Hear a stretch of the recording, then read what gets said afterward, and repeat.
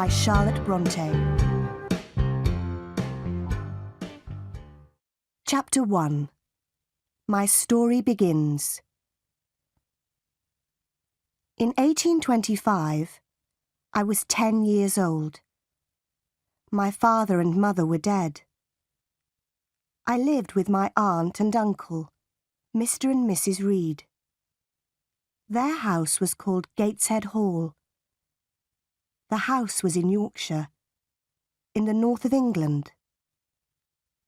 My aunt and Uncle Reed had 2 children, a boy, John, and a girl, Eliza. I liked my Uncle Reed, and he liked me. But in 1825, my uncle died. After that, I was very unhappy. My Aunt Reed did not like me, and John and Eliza were unkind to me. It was a cold, rainy day in December. All of us were in the house. I wanted to be alone. I wanted to read. I opened a book. Then I heard my cousin John's voice. "Jane! Jane Eyre! Where are you?" John shouted. He came into the room and he saw me.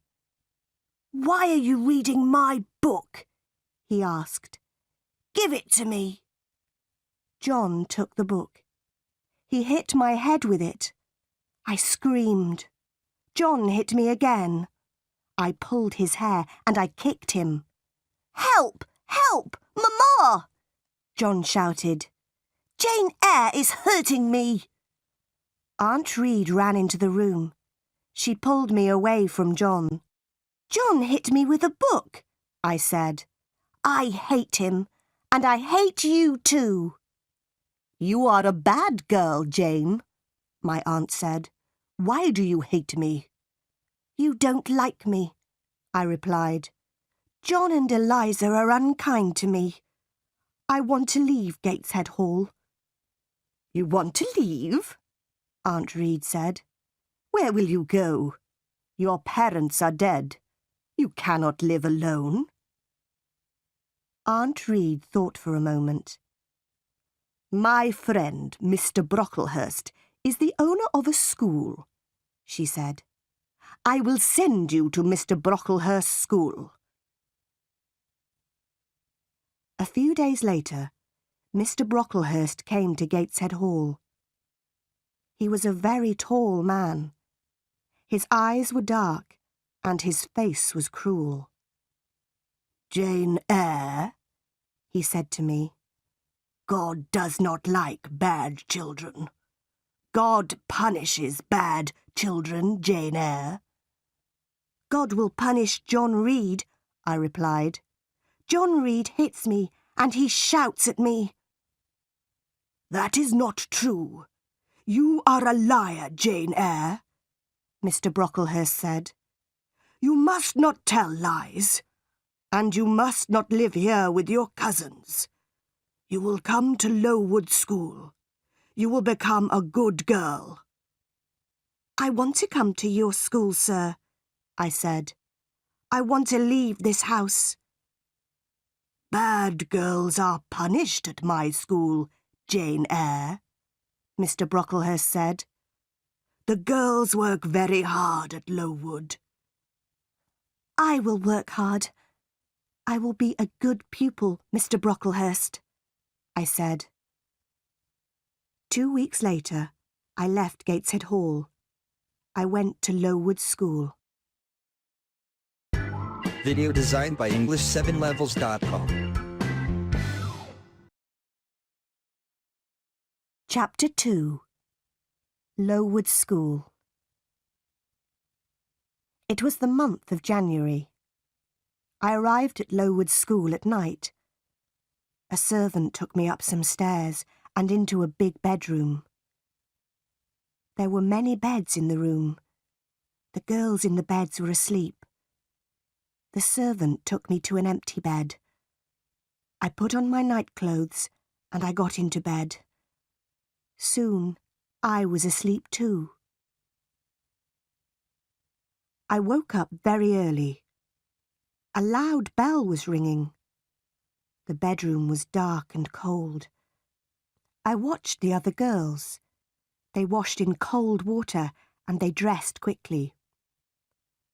There was a plain brown dress next to my bed, and there was a pair of ugly, heavy shoes. I washed quickly. Then I put on my new clothes. I was very hungry. I followed the other girls down the stairs. We sat down at long tables in a large dining room. Our food was terrible. "The food is bad again," one of the girls said.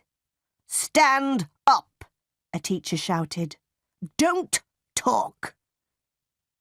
We stood up. We did not speak. We walked into a big schoolroom and we sat down. There were about 80 girls in the schoolroom, and there were 4 classes. The oldest girls were in the 4th class. I was in the 1st class. 4 teachers came into the room, and we began our lessons. The lessons were not interesting. First, we read some pages in a book. Then, our teacher asked us questions about those pages. After 4 hours, we went outside. It was very cold. Very soon, a bell rang. Lessons started again.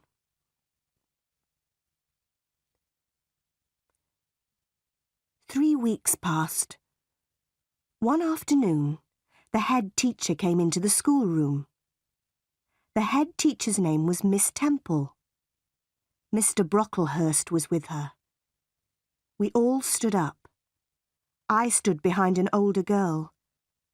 I did not want Mr. Brocklehurst to see me. Mr. Brocklehurst walked slowly round the room. Everybody was very quiet. And then I dropped my book. Mr. Brocklehurst stopped walking. He looked at me. "Ah, the new girl," he said. "Come here, Jane Eyre." Then he pointed at 2 of the older girls. "You 2 girls, put Jane Eyre on that high chair," he said. "Look at Jane Eyre, everybody," Mr. Brocklehurst said. "This child is bad. She is a liar. She will be punished. Miss Temple, teachers, girls, do not talk to this child." Then he spoke to me again. "Jane Eyre, you must stand on that chair for 2 hours, he said. "You are a bad girl." That evening, I cried and cried. But Miss Temple was kind to me. "You are a good pupil, Jane," she said, "and you are not a bad girl. I am your friend, Jane." "Thank you, Miss Temple," I said. Lowood School was in an unhealthy place. The buildings were wet and cold. Mr. Brocklehurst owned the school. He was a rich man. But he did not buy warm clothes for us. And he did not buy good food for us. Everybody hated him. In the spring, many of the girls became sick. Some of them left the school. They never came back. Many of the girls died. That spring was a terrible time. We had no lessons. Miss Temple and the other teachers took care of the sick pupils. Mr. Brocklehurst had to buy better food for us, and he had to buy warm clothes for us. Mr. Brocklehurst never came to the school. The next year, Lowood School moved to a better place. It was a healthier place. There were new schoolrooms, new bedrooms, and a new dining room. The new buildings were bright and clean. The teachers were happy. After that, I was happy at Lowood School too. I was a pupil at Lowood School for 6 years. Then I became a teacher. I was a teacher at the school for 2 years. But I never returned to Gateshead Hall, and the Reeds never wrote to me. Video designed by English7levels.com. Chapter 3. Thornfield Hall. In 1833, I was 18 years old. In the summer, Miss Temple left Lowood School. She got married. I wanted to leave Lowood too. I wanted a new life. I will be a governess, I thought. I put an advertisement in a newspaper. October 1833. Lowood.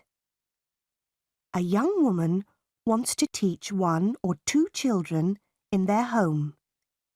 She teaches English, arithmetic, geography, religion, French, drawing and music.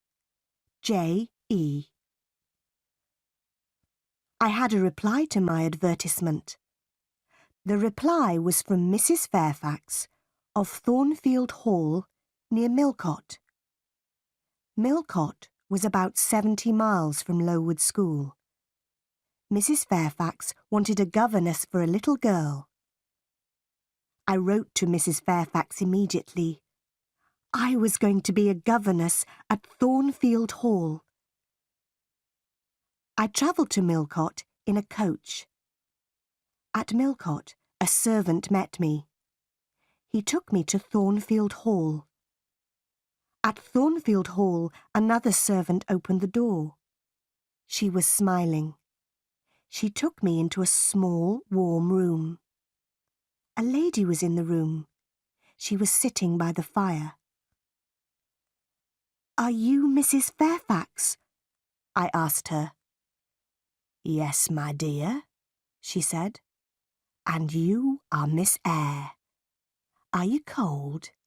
Sit by the fire, Miss Eyre. A servant will bring you some food." "Mrs. Fairfax is very kind," I said to myself. "I will be happy here." "Will I see Miss Fairfax tonight?" I asked. Mrs. Fairfax looked at me. She smiled. "Miss Fairfax? No, no," she said. "Your pupil's name is not Miss Fairfax. Your pupil is Adele Varon." Adele's mother was a Frenchwoman. Adele is Mr. Rochester's ward. He takes care of her. "Mr. Rochester? Who is Mr. Rochester?" I asked.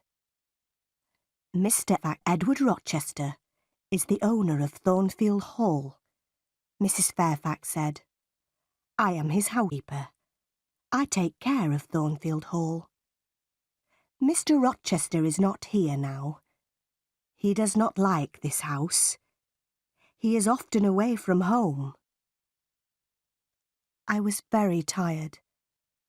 Mrs. Fairfax took me up the wide stairs. She took me to my room. I went to bed immediately, and I slept well. The next morning, I woke early.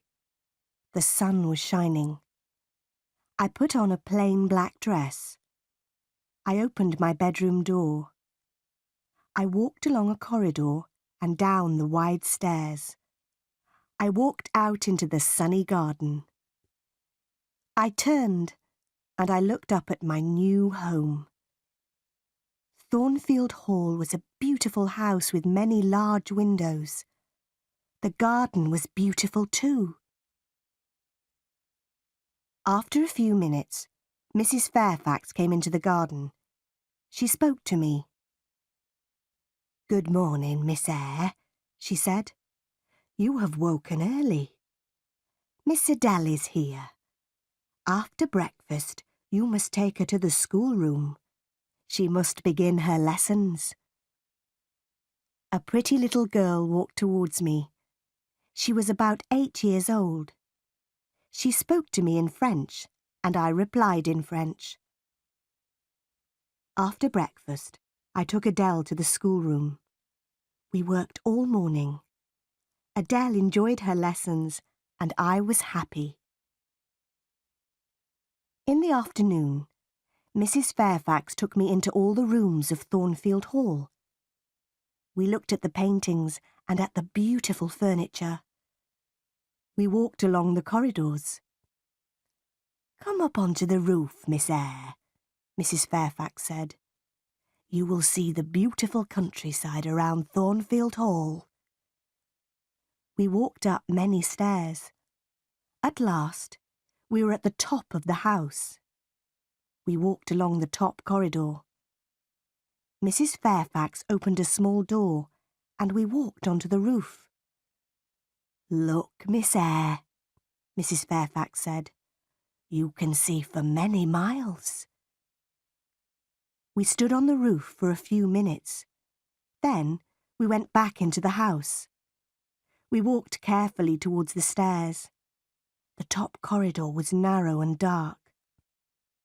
Suddenly, I heard a strange laugh.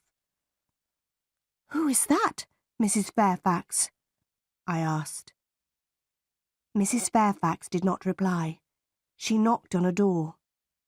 "Grace," she said. The door opened. Behind the door was a small room. A servant was standing at the door.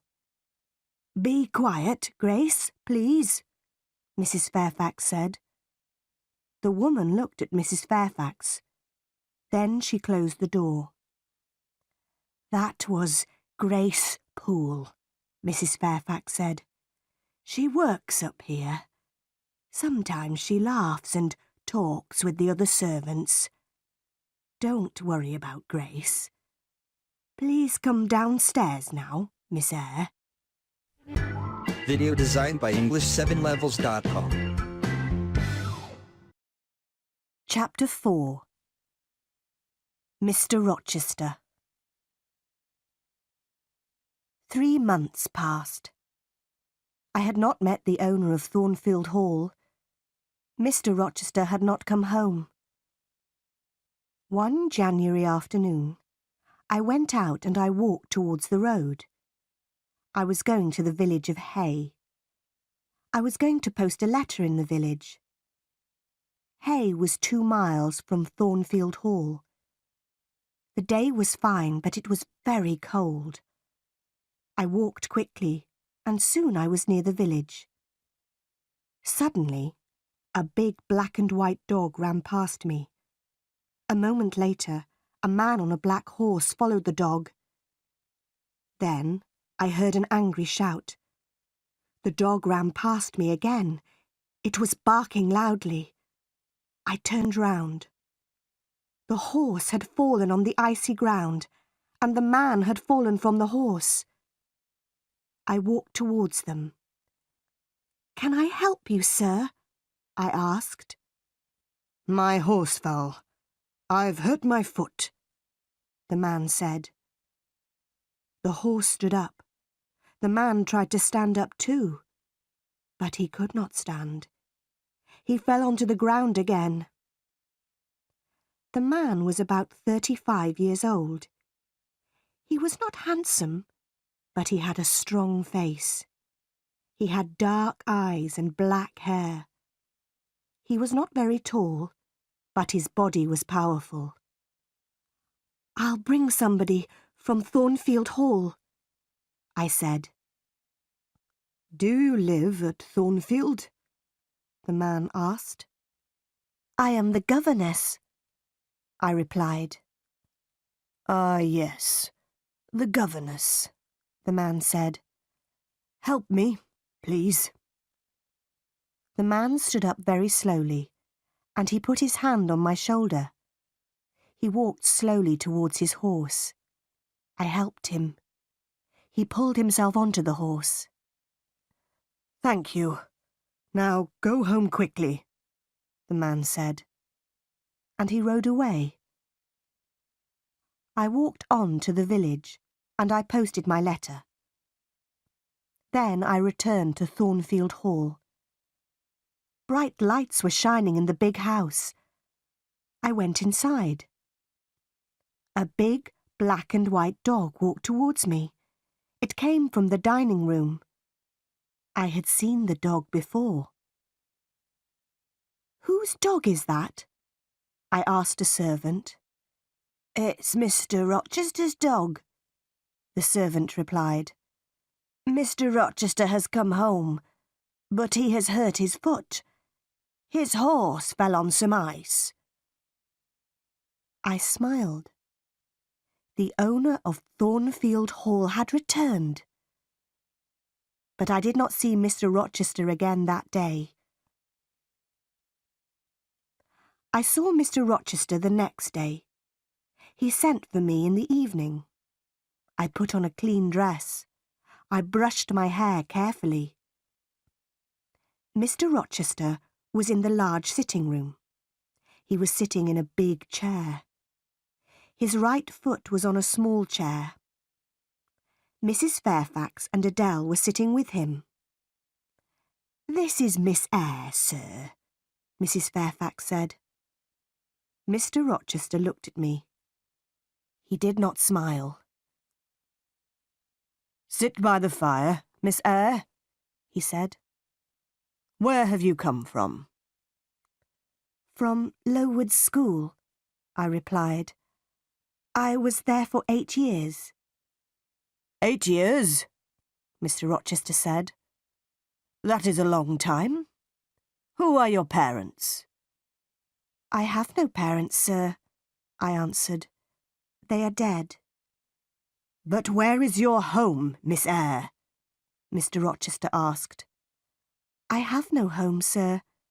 I have no family," I said. "Why did you come to Thornfield Hall?" Mr. Rochester asked. "I wanted to leave Lowood, sir," I replied. "I put an advertisement in a newspaper. Mrs. Fairfax replied to my advertisement." "Yes, I did," Mrs. Fairfax said. "Miss Eyre is a good teacher, Mr. Rochester." Mr. Rochester smiled for the first time. "You are very young, Miss Eyre," he said. "I am 18, sir," I replied. Mr. Rochester smiled again. He did not ask me more questions. After that evening, I did not see Mr. Rochester for a few days. Then, one night, he sent for me again. "Sit near me, Miss Eyre," he said. "Mrs. Fairfax will talk to Adele." I sat down quietly, but I did not speak. The fire was very bright. I saw Mr. Rochester's face clearly. I saw his large, dark eyes. He was smiling.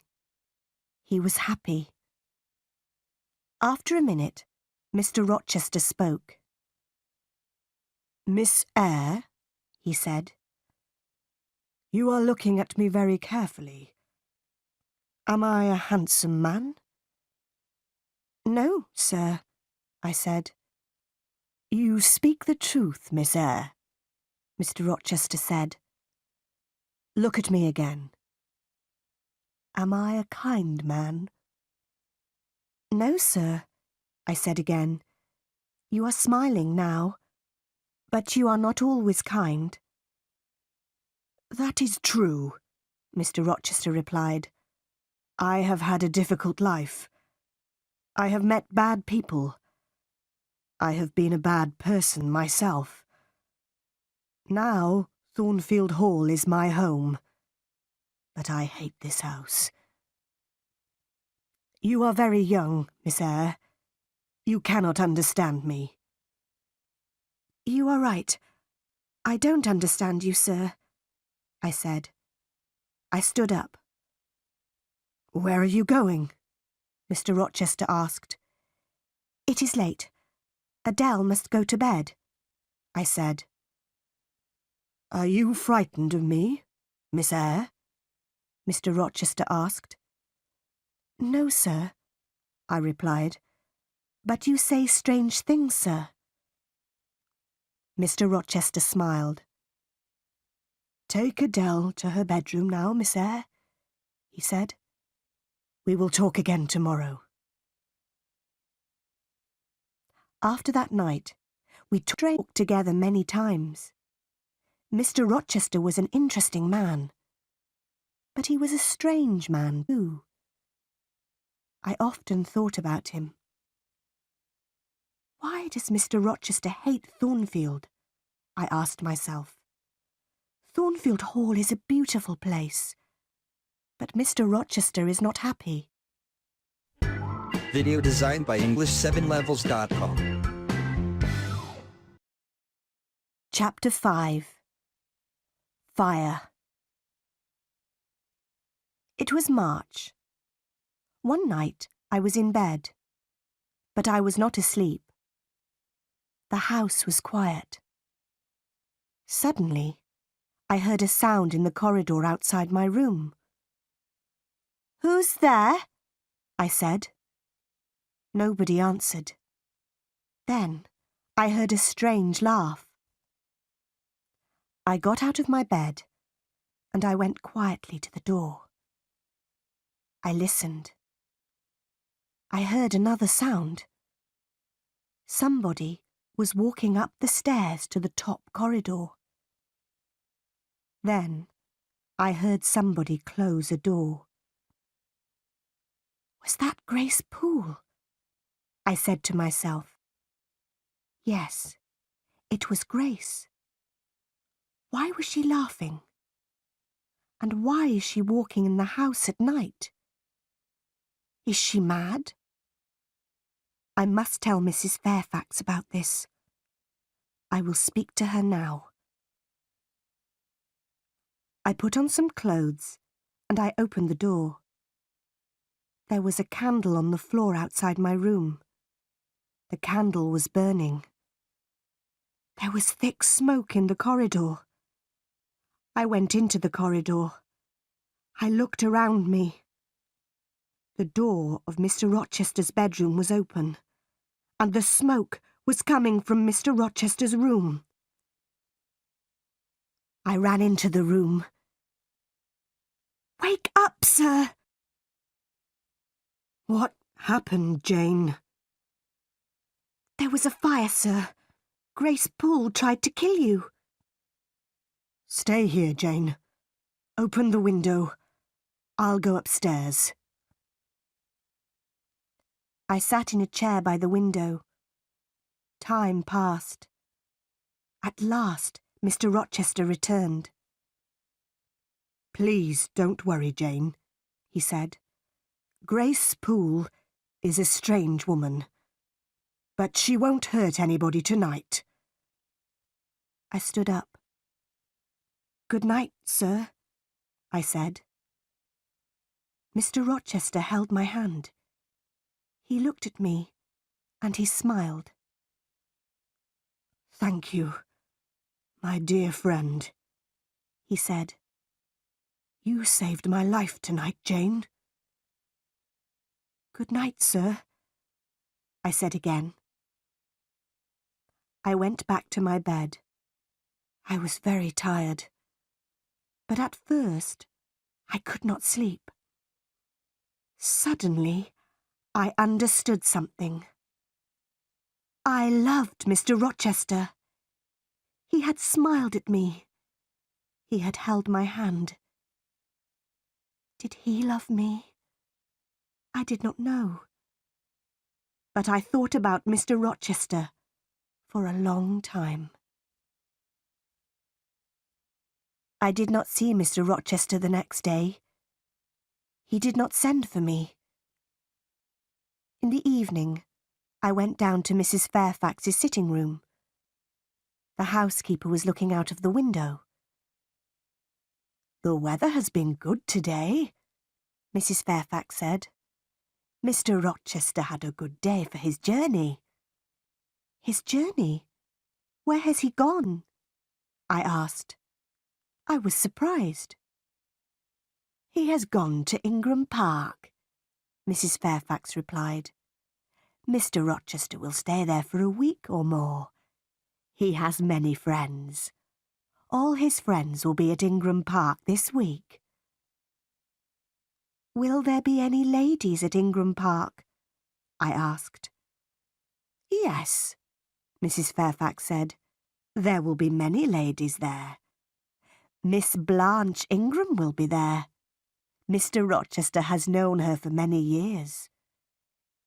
Is Miss Ingram beautiful? I asked. She is very beautiful, Mrs. Fairfax said. Will Mr. Rochester marry her? I asked. Mrs. Fairfax smiled. I don't know, Miss Eyre, she replied. I don't know. I was very unhappy. I went up to my bedroom. I looked in my mirror. Jane Eyre, I said to myself, you are not pretty, and you are poor. Mr. Rochester will never marry you. He will marry Miss Blanche Ingram. She is a rich lady. You are a poor governess. Forget Mr. Rochester, Jane Eyre. Forget him. Video designed by English7levels.com. Chapter 6. Guests at Thornfield Hall. 2 weeks later, a letter arrived for Mrs. Fairfax. Mr. Rochester will return on Thursday, Mrs. Fairfax said. Some of his friends will come here with him. There will be many guests at Thornfield Hall.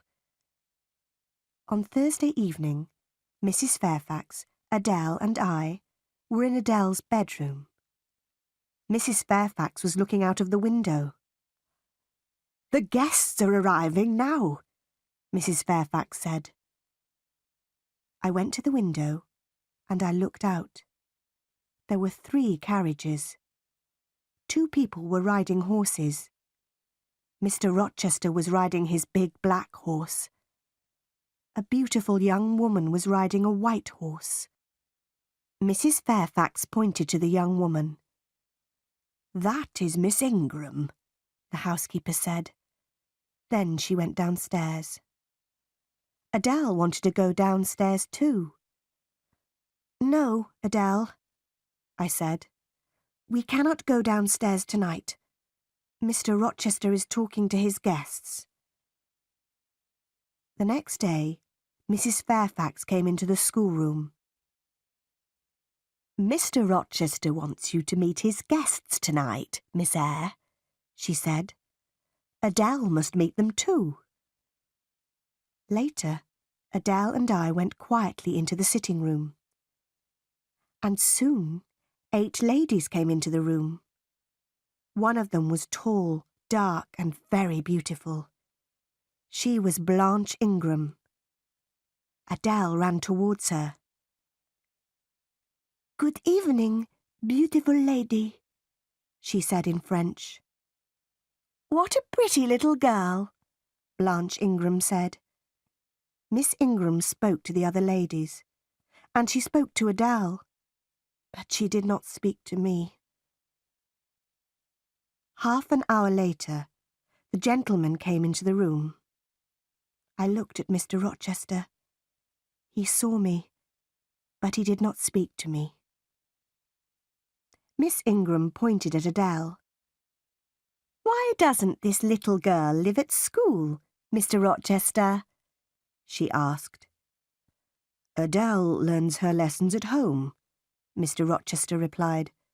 She has a governess.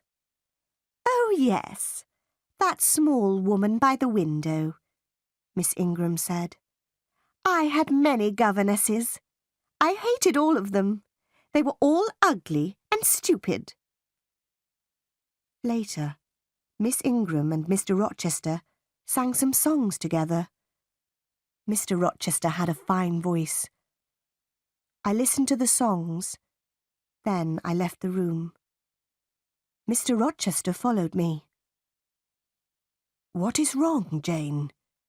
he asked. "Nothing is wrong, sir," I said. "But I am tired. I am going to my room.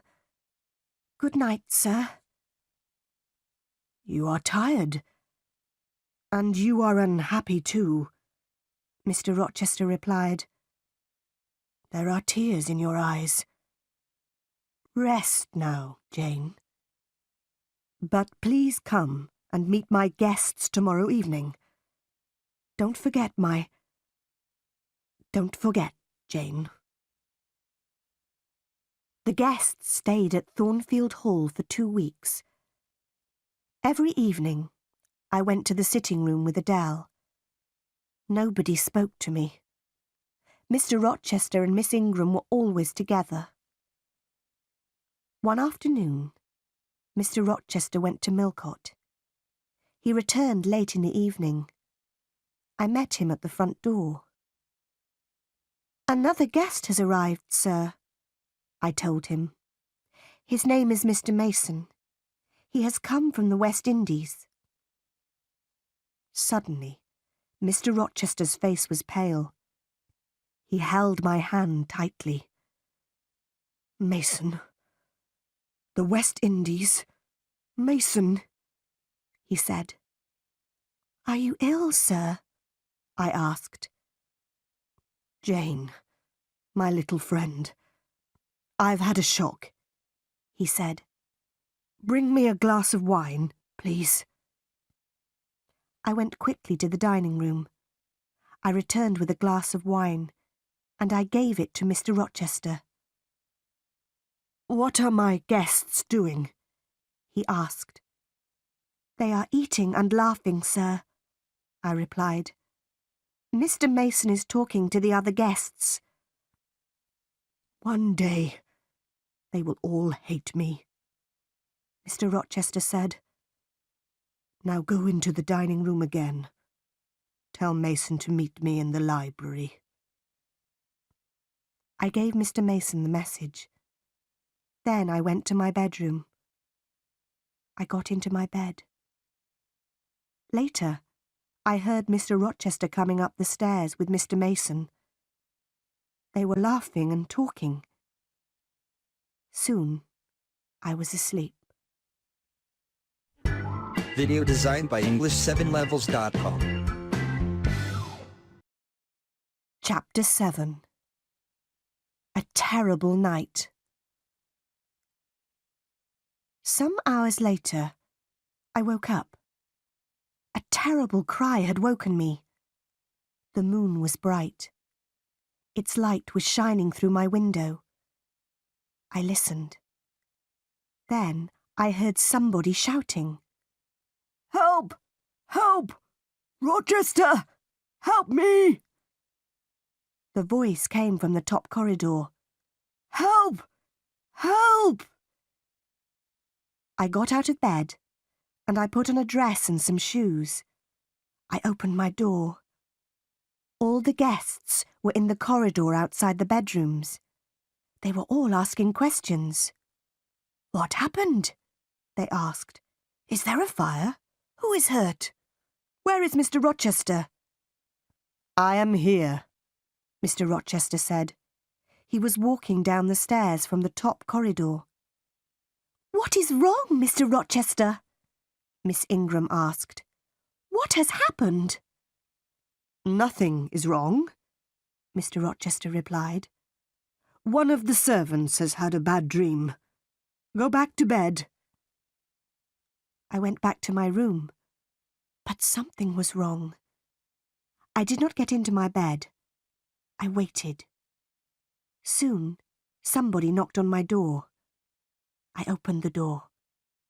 Mr. Rochester was standing in the corridor. "Jane, follow me. Do not make a sound," Mr. Rochester said. We went up to the top corridor. Mr. Rochester unlocked a door, and we went inside a room. Mr. Mason was sitting on a chair in the room. His face was pale, and his shirt was covered with blood. Then I heard a terrible laugh. The sound came from the next room. Grace Poole is a mad woman, I thought. Why does Mr. Rochester have a mad servant? Mr. Rochester spoke quietly to Mr. Mason. I am going to bring a doctor, Richard, he said. Then he spoke to me. Stay here, Jane. Wash Mr. Mason's arm, but do not speak to him. Mr. Rochester left the room. I washed Mr. Mason's arm. We waited for Mr. Rochester and the doctor. Mr. Mason did not speak to me, and I did not speak to him. After 2 hours, Mr. Rochester returned. The doctor was with him. The doctor looked at Mr. Mason's arm. She bit me, Mr. Mason said. I came up here. I wanted to see her. I wanted to help her. But she bit me. Be quiet now, Richard, Mr. Rochester said quickly. The doctor put a bandage on Mr. Mason's arm. Mr. Rochester put Mr. Mason's coat round the injured man's shoulders. Then he spoke to me again. Run downstairs, Jane. Unlock the small door at the side of the house, he said. We will follow you. I went quickly downstairs, and I opened the door. Outside the door, a servant was waiting with a carriage. Mr. Mason and the doctor came out of the house. They got into the carriage. Then Mr. Rochester came out of the house too.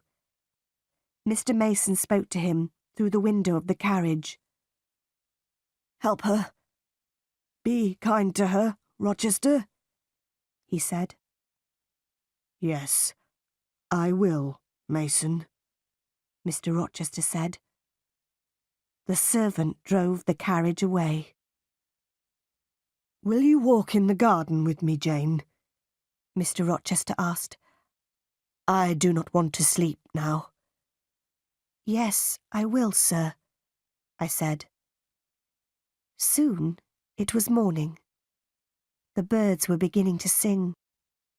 The flowers had a sweet smell.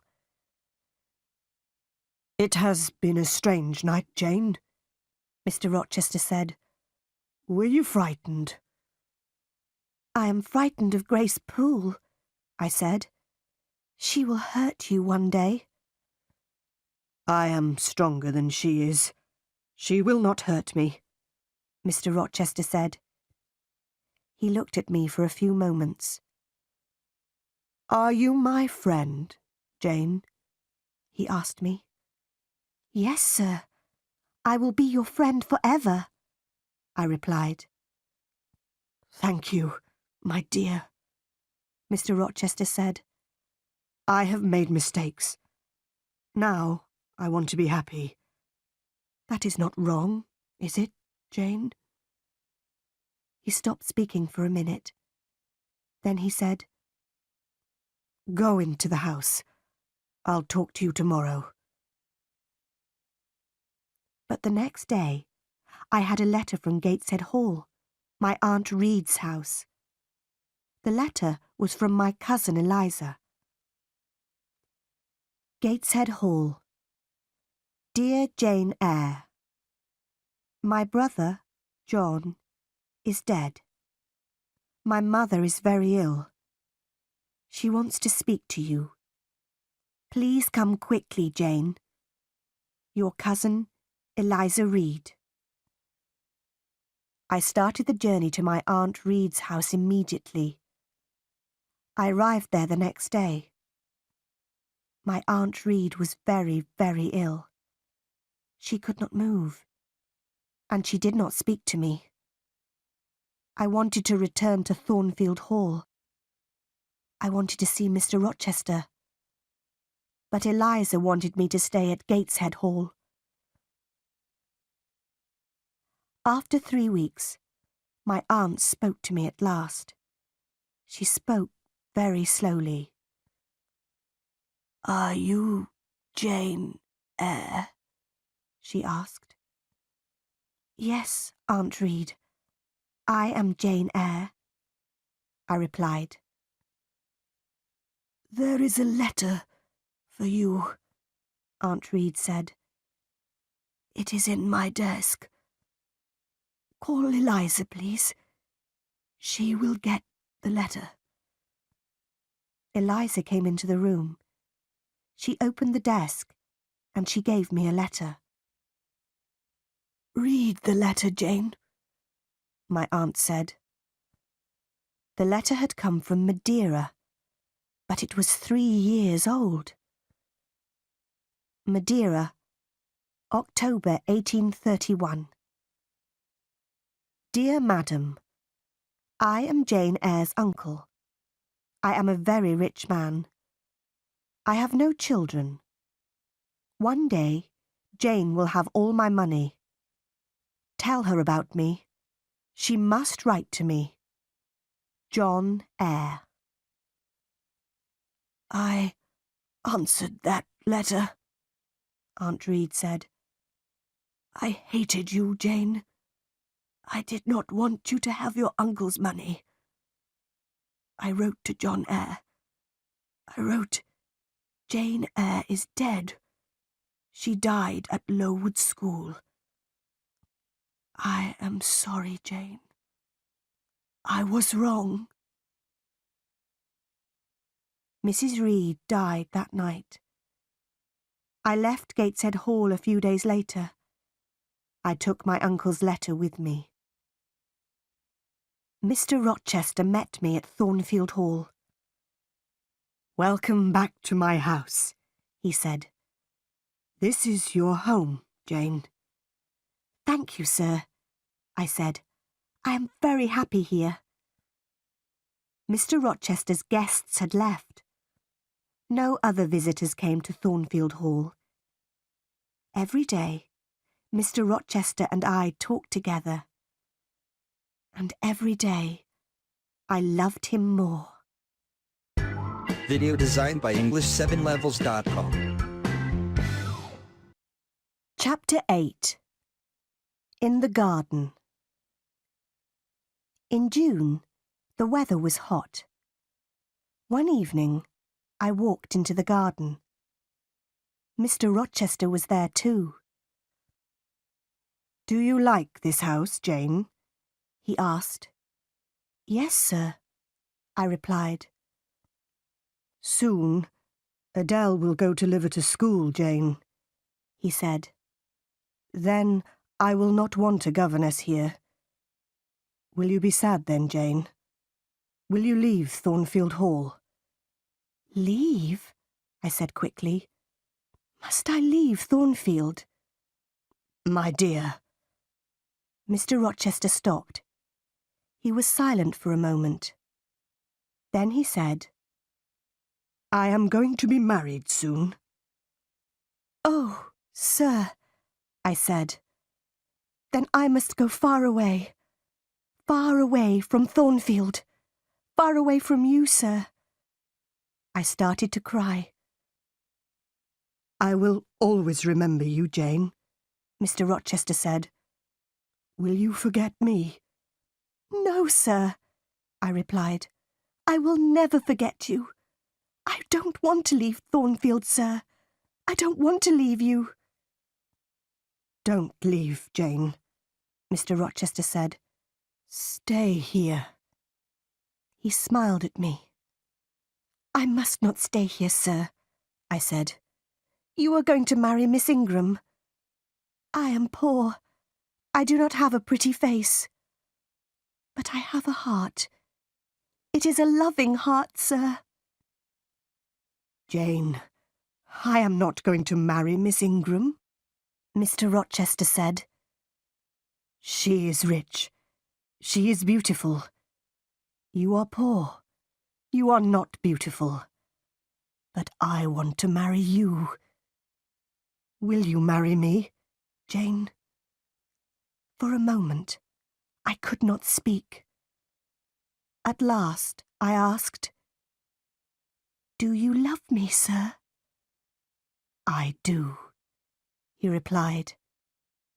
Then, sir, I will marry you, I said. And Mr. Rochester kissed me. My dearest Jane, he said, nothing can stop our marriage now. We will be married in a month, Jane. We kissed again. Then I said good night, and I went into the house. I went upstairs to my room. Later, I remembered my Uncle John Eyre's letter. I will write to him in Madeira, I said to myself. I will tell him about my marriage to Mr. Rochester. I am very happy. My uncle will be happy too. 4 weeks passed. Mr. Rochester was going to buy me many beautiful things. He was going to give me many presents. But I did not want these things. No, Edward, I said. I am not beautiful. I don't want beautiful things. I want you, Edward. It was the month of July. 2 days before our wedding day, Mr. Rochester went away. I will return tomorrow, he said. I love you, Jane. That night, I went to my bedroom early. My wedding dress and my wedding veil were in my room. I looked at them.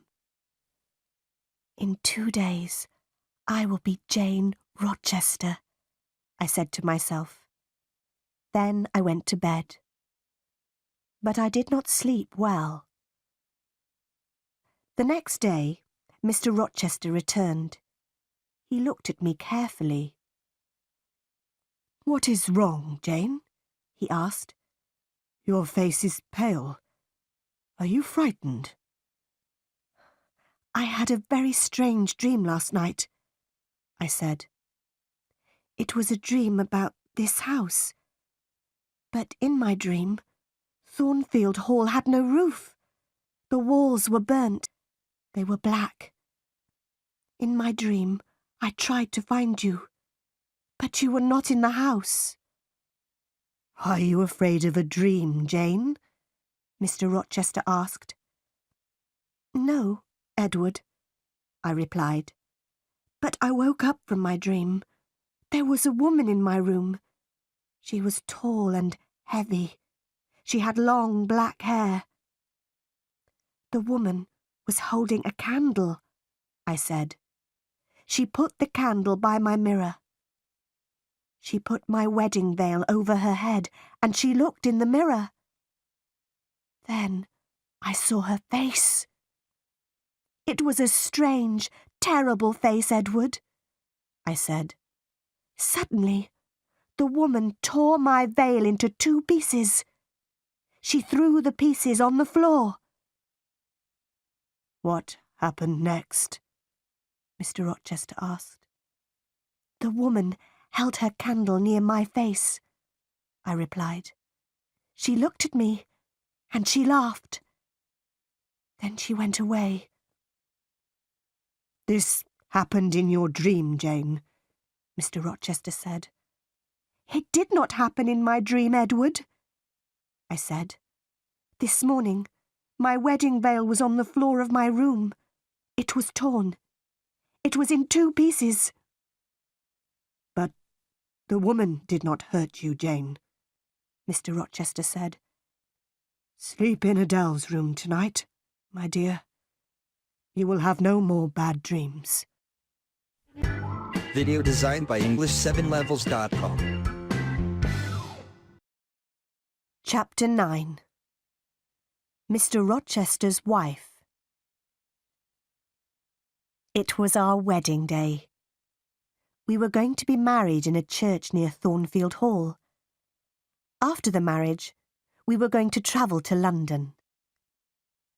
I got up early. I put on my wedding dress and I went downstairs. Mr. Rochester was waiting for me. At 8 o'clock, we walked together to the church. The clergyman was standing by the door of the church. There were 2 other people inside the church, 2 men. They were sitting in a dark corner. I could not see them very well. The clergyman started to speak. At every marriage, the clergyman asks an important question. He asks the people in the church, "Is there a problem about this marriage?" The clergyman spoke loudly. He asked this question, and he waited. There was silence for a moment. And then one of the men in the dark corner stood up. He spoke loudly. "There is a problem. These 2 people must not be married," he said. "There is not a problem," Mr. Rochester said to the clergyman. "Please go on with the marriage." "No, I cannot go on with the marriage," the clergyman replied. He spoke to the man in the corner. "What is the problem, sir?" he asked. "Mr. Edward Rochester has a wife." Mr. Rochester turned and looked at the man. "Who are you? What do you know about me?" he asked angrily. "My name is Briggs, sir. I am a lawyer," the man replied. "I know many things about you. 15 years ago you were married in the West Indies. Your wife's name is Bertha Mason. She is alive. She lives at Thornfield Hall." "How do you know that?" Mr. Rochester shouted. The other man in the dark corner stood up. He walked towards us. It was Richard Mason. "Bertha Mason is my sister," he said. "I saw her at Thornfield Hall in April." Mr. Rochester's face was pale. For a minute, he was silent. Then he spoke quietly. "It is true," he said. "My wife is living at Thornfield Hall. She is mad. Come to the house, all of you. Come and see Mrs. Rochester. Come and see the mad woman." We all left the church. Nobody spoke. At Thornfield, Mrs. Fairfax and Adele were waiting for us. They were smiling happily. "Nobody will be happy today," Mr. Rochester said. "We are not married." Briggs, Mr. Mason, the clergyman and I followed Mr. Rochester. We followed him up the stairs. He took us to the top corridor. He unlocked a door, and we went into a small room. I had seen this room before. We walked through the room to another door. Mr. Rochester unlocked this door, and we saw a larger room. Grace Poole was sitting in the room, but another woman was there too. She was tall and heavy. Her dark hair was in front of her face. The woman turned and looked at us. I knew that terrible, mad face. I had seen it in my bedroom 2 nights before. The mad woman saw Mr. Rochester. She screamed, and she ran towards him. "Be careful, sir," Grace Poole said. The mad woman was very strong. She screamed, and she hit Mr. Rochester. But Mr. Rochester held her arms. "This woman is my wife," Mr. Rochester said angrily. "I wanted to forget about her. I wanted to marry this young girl, Jane Eyre. Was I wrong?" He was silent for a few moments. Then he spoke quietly. "Yes, I was wrong," he said. "I love Jane Eyre, but I was wrong. Now go, all of you. I must take care of my mad wife. I went slowly downstairs. Mr. Briggs, the lawyer, spoke to me. "I am sorry for you, Miss Eyre," he said. "You did nothing wrong. Your Uncle John Eyre is sorry for you too. He read your letter. And then he met Richard Mason in Madeira. Your uncle is dying, Miss Eyre. He could not come to England. He sent me here.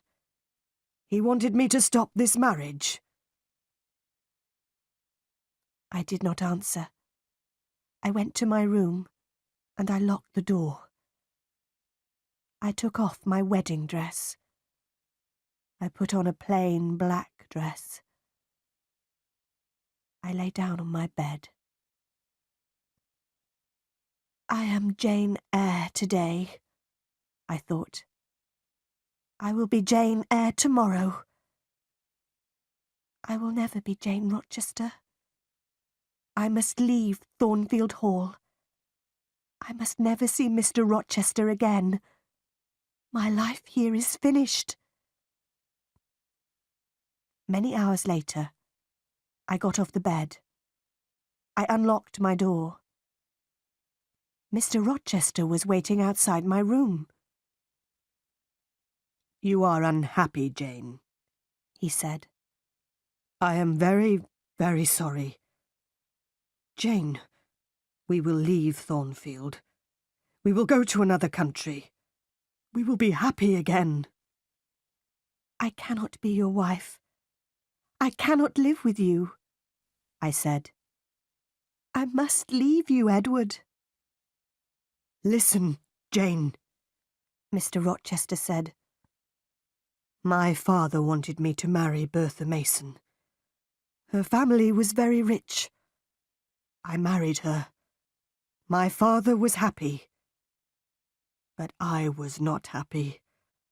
Bertha was mad. And she was a bad woman. Nobody told me about her. She was married to me, but she met other men. She was drunk every day. She tried to kill me many times. After 4 years, I brought Bertha here to Thornfield Hall," Mr. Rochester said.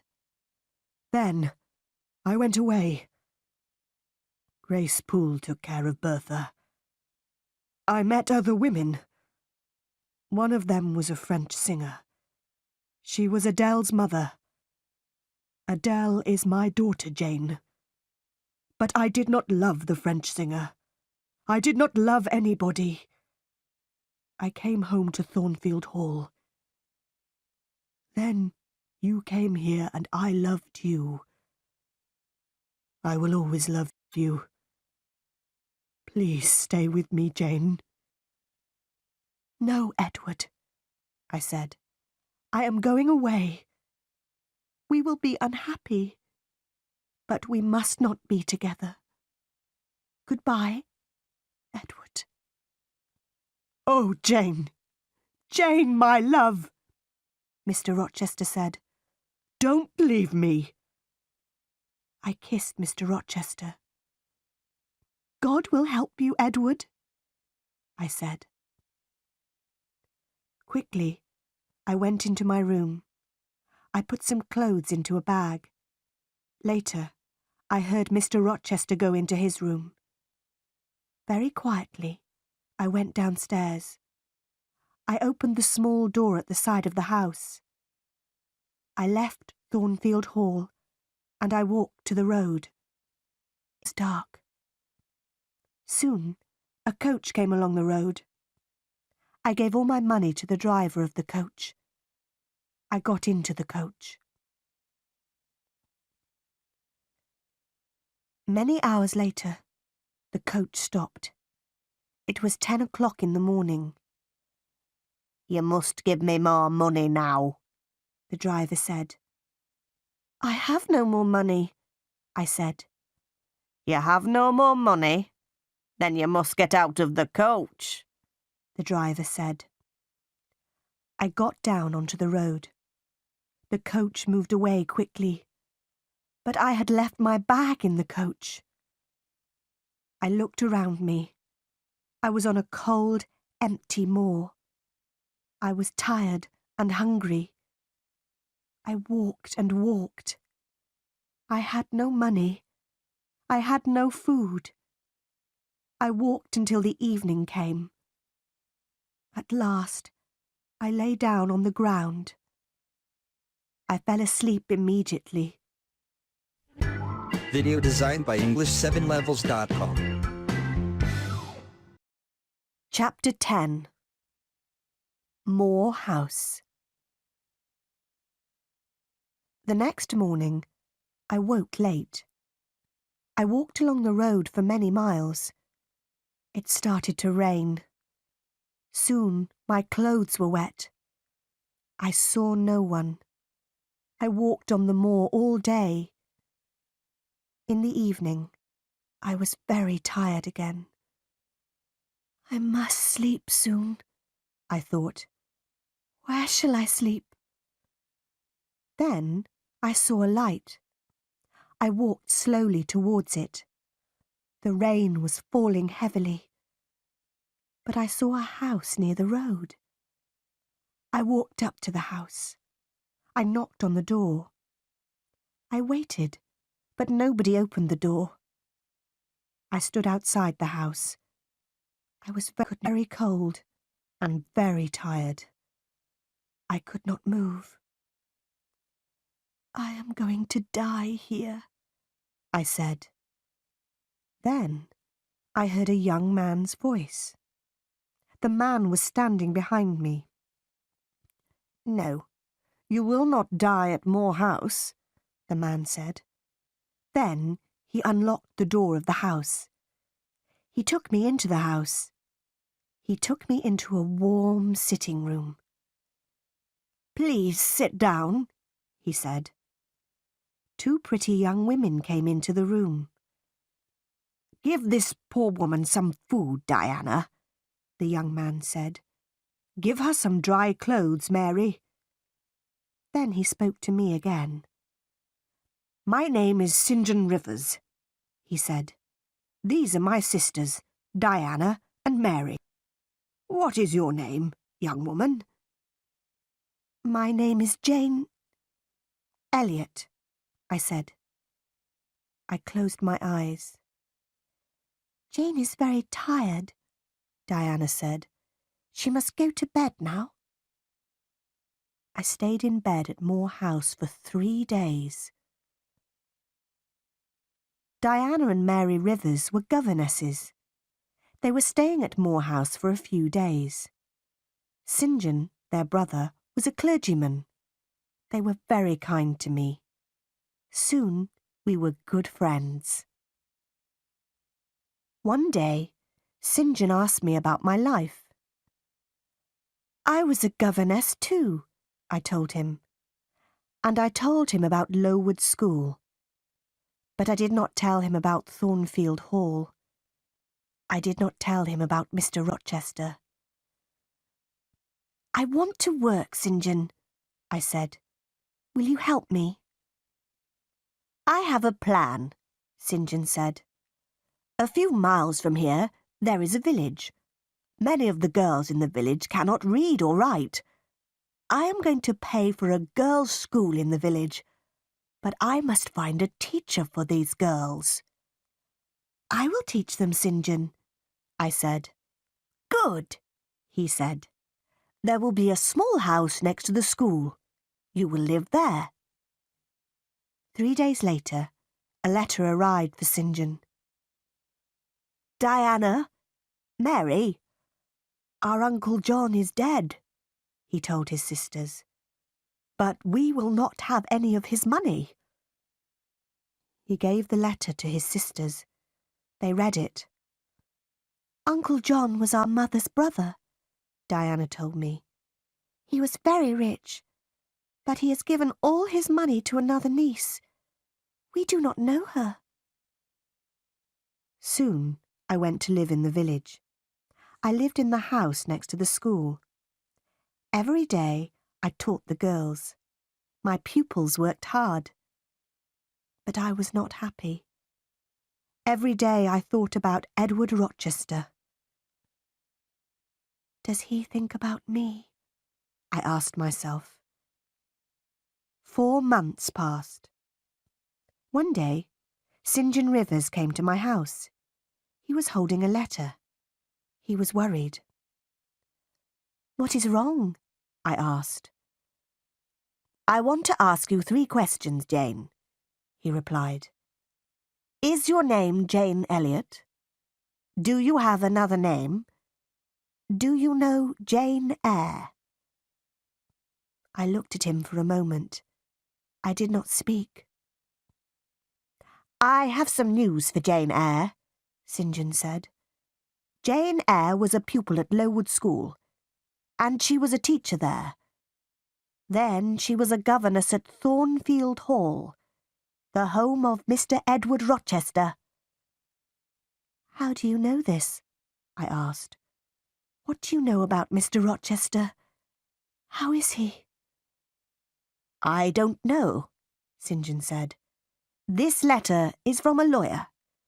The lawyer tells a story about Mr. Rochester.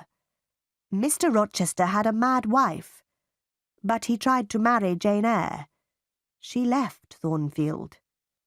Now this lawyer, Mr. Briggs, is trying to find her. I will tell you the truth, St. John, I said. My name is not Jane Elliot. My name is Jane Eyre, and I was a governess at Thornfield Hall. I know Mr. Rochester. Did Mr. Briggs write anything about Mr. Rochester? No. The letter is about you, Jane, St. John said. Your uncle, John Eyre, is dead. John Eyre has given you £20,000. You are rich, Jane. But why did Mr. Briggs write to you? I asked. My mother's name was Eyre, St. John said. She was your father's sister, Jane. Then you, Diana and Mary are my cousins, I said. I thought carefully for a moment. Write to Diana and Mary, I said. They must come home. I will give all of you some of Uncle John's money. The next day, I wrote to Mr. Briggs. I gave St. John, Diana and Mary £5,000 each. I wrote to Mrs. Fairfax too, but she did not reply. 6 months passed. I heard nothing from Thornfield Hall. I heard nothing about Mr. Rochester.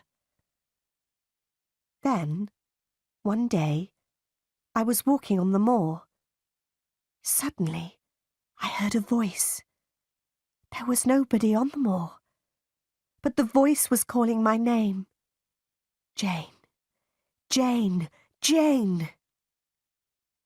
That is Mr. Rochester's voice, I said to myself.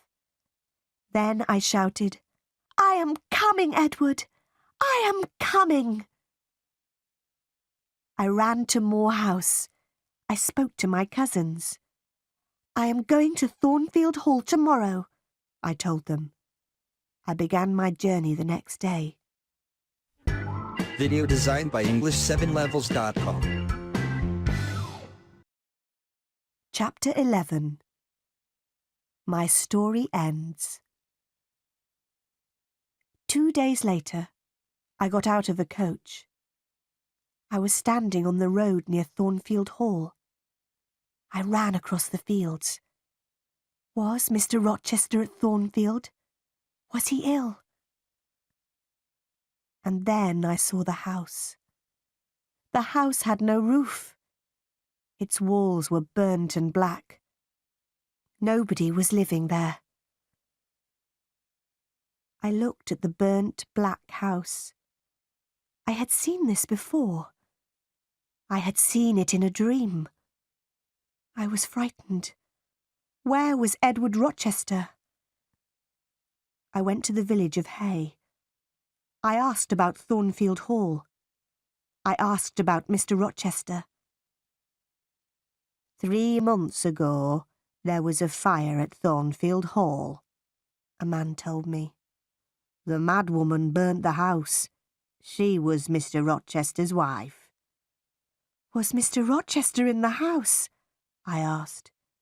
Yes, he was there, the man replied. He tried to save his wife's life. He went into the burning house. But the madwoman jumped from the roof. She died. Was Mr. Rochester hurt? I asked quickly. Yes, he was badly hurt, the man said. He is blind. He can't see. And he has only one hand. Where is he? I asked. Where is he? He is living at Ferndean. It is an old house, about 30 miles away, the man said. Do you have a carriage? I asked. I must go to Ferndean immediately. I got out of the carriage near Ferndean. I walked to the house. I knocked on the door. A servant opened it. I knew her. Oh, Miss Eyre, you have come, she said. Mr. Rochester has been calling your name. A bell rang in another room. That is Mr. Rochester's bell, the woman said. He wants some candles. There were 2 candles on a table near the door. The woman lit them, and she picked them up. Mr. Rochester is blind, but he always burns candles in his room in the evenings, she said. Give the candles to me, I said. I'll take them to him. I opened the door of Mr. Rochester's room. His black and white dog was sitting by the fire. The dog jumped up and ran towards me. Who is there? Mr. Rochester said. Don't you know me, Edward? I asked. Your dog knows me. I put the candles on a table. I held Mr. Rochester's hand. I know that voice, and I know this little hand, Mr. Rochester said. Is that you, Jane? Yes, sir. I have found you at last, I said. I will never leave you again. Then I told Mr. Rochester my story. Why did you leave your cousins, Jane? Mr. Rochester asked. Why did you come back to me? I am blind. I have only one hand. I will take care of you, Edward, I said. But I don't want a servant, Mr. Rochester replied. I want a wife. You will have a wife, Edward, I said. I will be your wife. I will marry you. I loved you very much at Thornfield Hall. Now, I love you more. Mr. Rochester and I got married. After a time, his eyes were better. He could see a little. He saw the face of our first child. My dear Edward and I are very happy.